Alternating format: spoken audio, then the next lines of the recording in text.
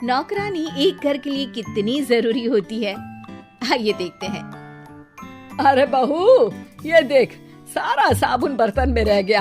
ये नौकरानी कोई काम नहीं करती, गंदा काम करके चली जाती है और ढेर सारा पैसा ले जाती है। अरे मम्मी जी, उसने तो साफ किया ही था। मेरे ही हाथ से इस ग्लास में सर्फ गिर गया था। अरे बस कर झूठी, उसे बचाने के लिए सारी जुगत लगा ले, लेकिन मैं तो इसे निकाल कर ही रहूंगी। हमारे जमाने में ना कोई नौकरानी थी और ना ही ये चिकने बर्तन। चूल्हे के जले बर्तनों को राख रगड़ कर साफ किया करती थी मैं। अरे माँ जी, मैं कहाँ बचा रही हूँ उसे। और वैसे भी आजकल नौकरानी जरूरत नहीं, स्टेटस सिंबल बन गया है। अब आप बताओ, मैं मुन्ना को नीचे घुमाने ले जाऊं तो लोगों से क्या बोलूं? झाड़ू पोछा खुद लगा रही हूँ। लोग सीधा यही पूछते हैं कि कौन सी नौकरानी काम कर रही है तेरे घर पर। अरे बस कर, ये भी कोई बात होती है? मम्मी जी, आप नहीं समझेंगी। शाम को नौकरानी घर आकर काम कर ही रही होती है कि सास को कहती है, माँ जी, एक बात बोलूं, बुरा न मानना। अरे वैसे तो मुझे तेरी शक्ल ही पसंद नहीं है, बात क्या खाक पसंद आएगी। अरे माँ जी, सुन तो लीजिए क्या कह रही है।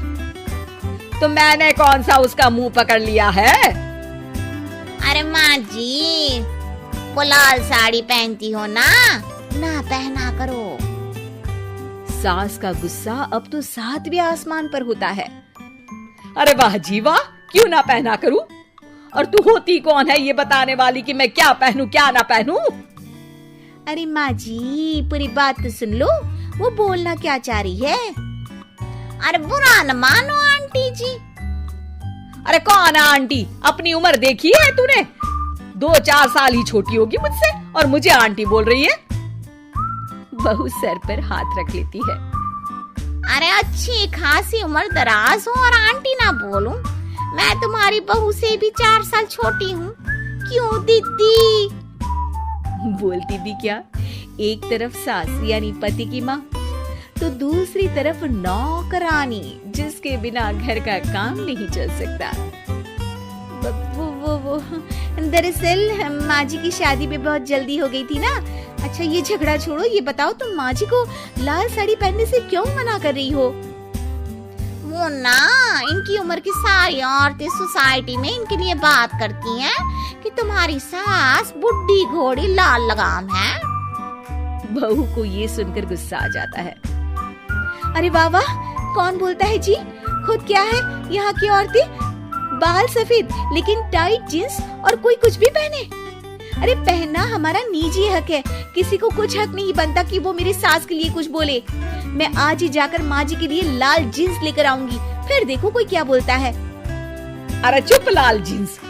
अरे सुन नौकरानी के बच्ची, जाकर बोल दे उन लोगों से कि उन लोगों की तरह मैं उड़ती नहीं फिरती हूँ घर बार छोड़कर। अपने बच्चों और नाती पोतों में मन लगाती हूँ, ना कि सारा दिन ताश के पत्तों में आंख गड़ाकर 3 पत्ती खेलूं। नौकरानी वहाँ से चली जाती है। वैसे बहू, नौकरानी के क्या फायदे हैं ये तो पता नहीं, लेकिन सबसे अच्छा तो ये कि पता चल जाता है कि कौन किसके लिए क्या बोल रहा है। सोसाइटी में तेरा नौकरानी रखने का इरादा बिल्कुल ठीक था। अगले दिन उन लोगों के घर की बेल बजती है। बहू दरवाजा खोलती है कि सामने कुछ औरतें खड़ी होती हैं। अरे बहू, कहाँ है तेरी सास? बुला जरा।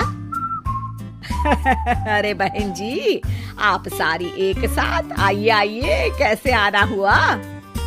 अरे 3 पत्ते खेलने आई हैं, क्यों खेलोगी?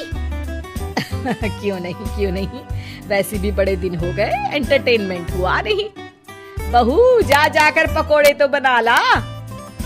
अरे बस करिए, आगे कुछ पीछे कुछ। वैसे तो कहती है कि परिवार पर ध्यान देती है, हमारी तरह 3 पत्तियां नहीं खेलती।